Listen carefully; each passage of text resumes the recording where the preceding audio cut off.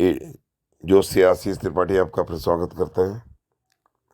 जैसा कि मैंने आपको बताया कि हर आदमी अपने हित को साधने में लगा हुआ है, और ये बिल्ली गले में घंटी कोई नहीं बांधना चाहता।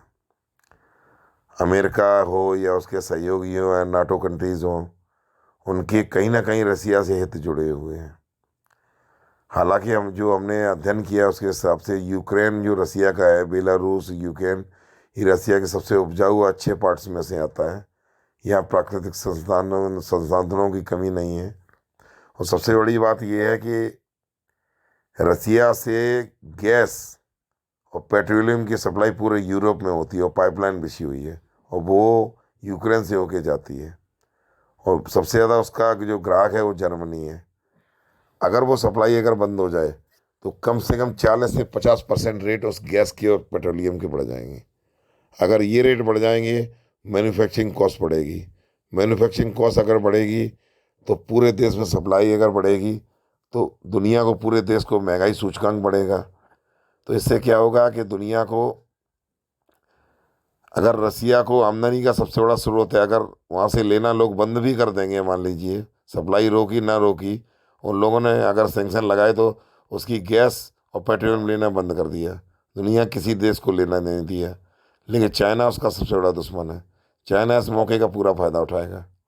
वो क्या करेगा, रसिया से सस्ती गैस की सप्लाई, सस्ती पेट्रोलियम की सप्लाई लेगा, और दुनिया में महंगाई, उधर महंगाई बढ़ेगी अमेरिका से लेने के बाद और जगह से लेने के बाद।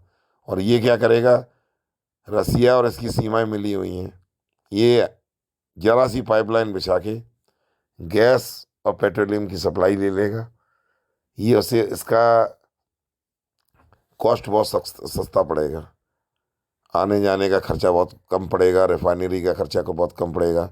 जब खर्चा कम पड़ेगा तो इसकी मैन्युफैक्चरिंग कॉस्ट बहुत ही ज़्यादा सस्ती आएगी। तो मैन्युफैक्चरिंग कॉस्ट में यूरोपियन वाली, अमेरिका वाली या अन्य कंट्रीज़ की जो मैन्युफैक्चरिंग कॉस्ट होगी उस आइटम की, वो बहुत ज़्यादा आएगी, और चाइना की मैन्युफैक्चरिंग कॉस्ट होगी वो बहुत कम आएगी।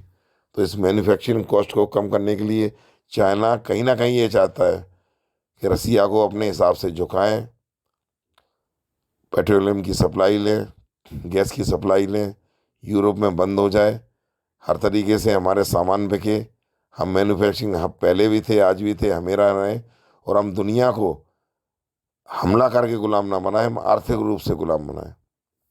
हम